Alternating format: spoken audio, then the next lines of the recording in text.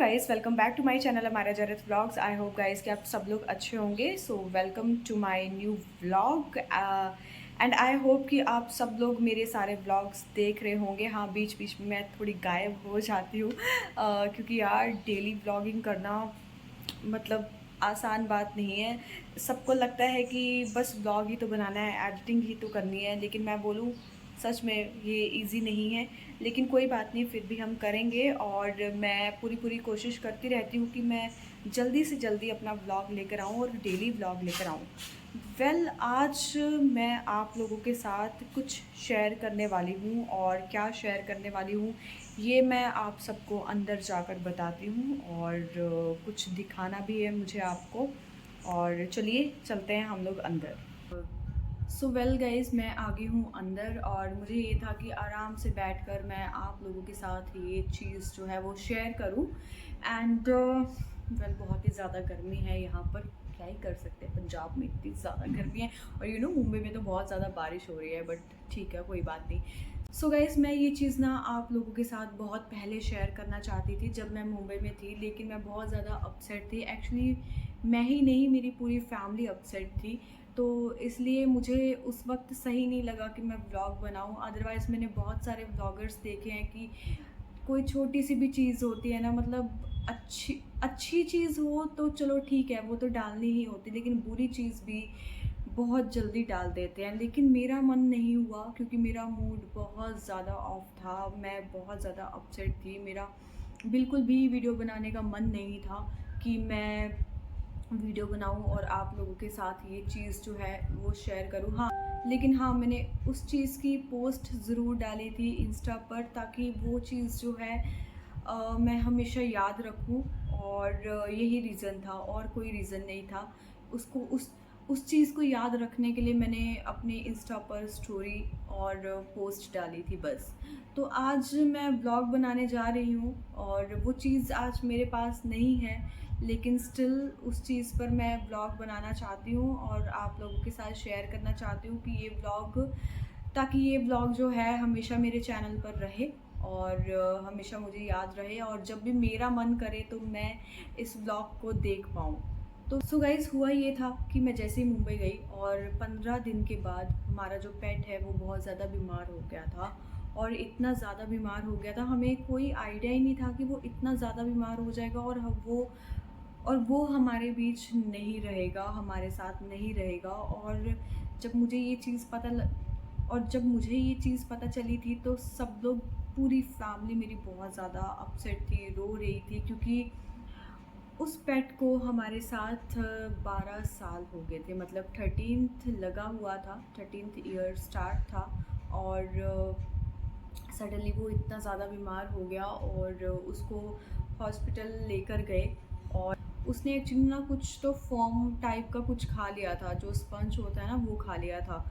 और उसकी वजह से जो है वो ज़्यादा बीमार हो गया। और हमें खुद नहीं पता चला कि हम लोग क्या करें। उस फॉर्म को हमने निकालने की बहुत ज़्यादा कोशिश की, इंजेक्शन्स लगवाए, बट वो नहीं निकला। और बहुत टाइम के बाद फिर दोबारा से इंजेक्शन लगाया तो फिर उसको वॉमिटिंग हुई, देन फिर वो स्पंज जो था वो निकला, लेकिन उसके बाद उसकी हालत बहुत ज़्यादा ख़राब हो गई थी। फिर हम उसको ना डॉक्टर के पास लेकर गए और फिर वहाँ जाकर हमें पता चला कि हमारा जो पेट है एडी, उसका नाम एडी था। और एडी के और एडी की जो किडनी है वो, मतलब एक होता है ना कि लास्ट स्टेज पर है, मतलब फेल होने वाली कंडीशन में थी। तो उस वजह से उसको बहुत ज़्यादा ब्लीडिंग होने लगी थी, बहुत सारी चीज़ें एक साथ में इकट्ठी हो गई कि हमें खुद नहीं समझ आया कि हमारा जो एडी है इतना ज़्यादा हेल्दी था और उसको कोई देखकर बोलता ही नहीं था कि वो 12 साल का है।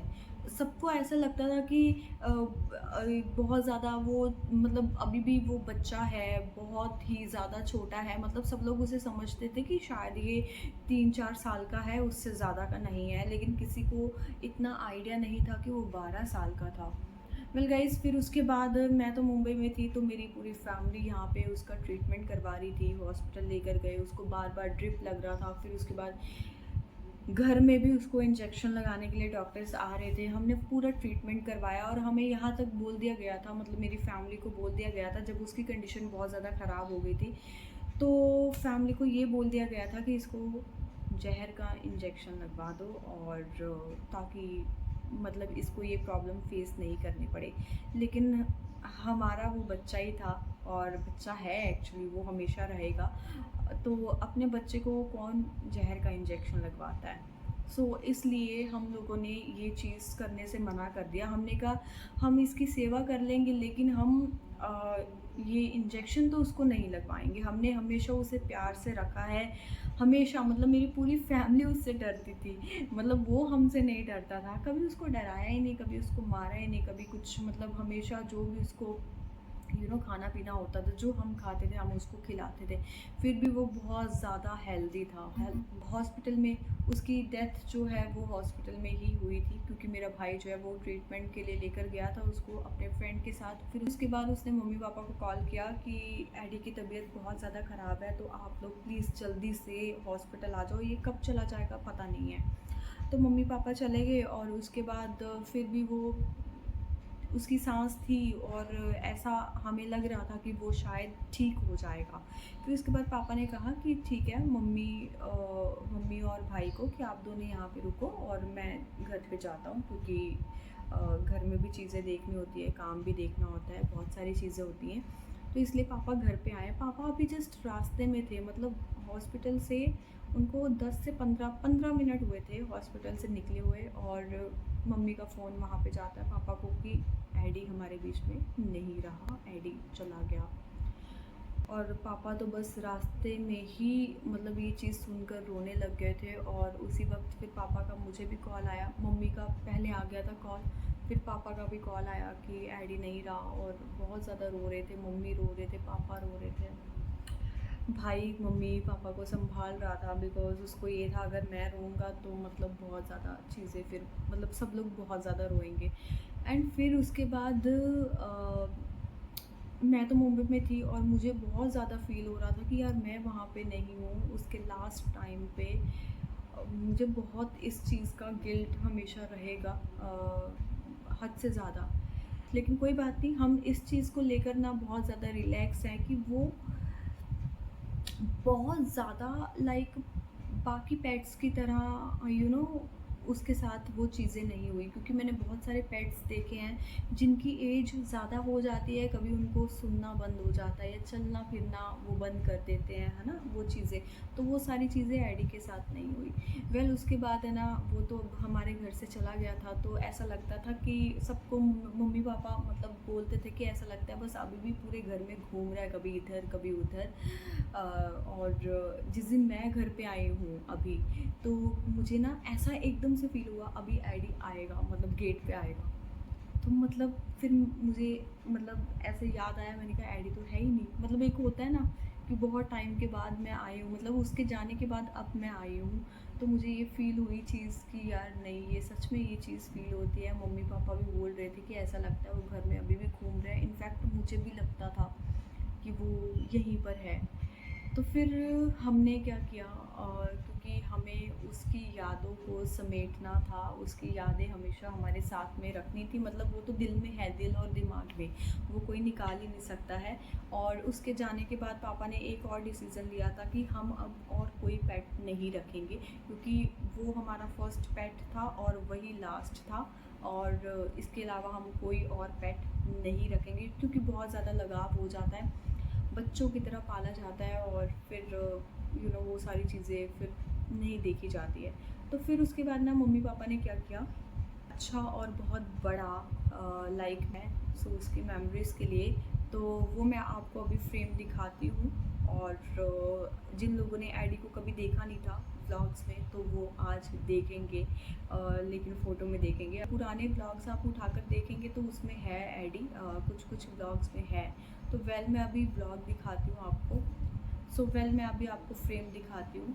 तो मतलब ये बहुत छोटा था तब की फ़ोटो है, इसके कान भी देखो छोटे-छोटे से हैं, प्यारा सा। ये मेरे भाई के साथ है, पापा के साथ है, सिस्टर के साथ है। मम्मी के साथ उसकी कोई फ़ोटो नहीं थी, मतलब थी एक्चुअली पुराने मोबाइल में, तो वो मोबाइल मतलब फ़ॉर्मेट हो गया था, तो ये मेरे साथ थी फ़ोटो, तो मैंने दे दी थी। और इसकी जो डेथ हुई है, इसका जो बर्थ हुआ था वो 21 मई को था 2012, और जो डेथ डेट है वो 4 अप्रैल है 2024। Mister Eddie. Sweet memories. तो ये हमने फ्रेम इसका बनवाया है। ये था एक फ्रेम हमारे एडी का। एक्चुअली बहुत सारी फ़ोटोज़ थी, लेकिन इसके जो फ़ोटोज़ है वो मेरे भाई के पास थी उसके पुराने वाले मोबाइल में, और वो मोबाइल पता नहीं उसका कुछ इशू हो गया था, फॉर्मेट हो गया, क्या हुआ मुझे नहीं पता। लेकिन वो सारी फ़ोटोज़ उसमें चली गई। मम्मी के साथ भी फ़ोटोज़ थी। अभी फ़िलहाल कोई फ़ोटो नहीं थी मम्मी के साथ, तो हमने बहुत ढूंढने की कोशिश की कि शायद एक आध फ़ोटो मिल जाए, लेकिन नहीं मिली।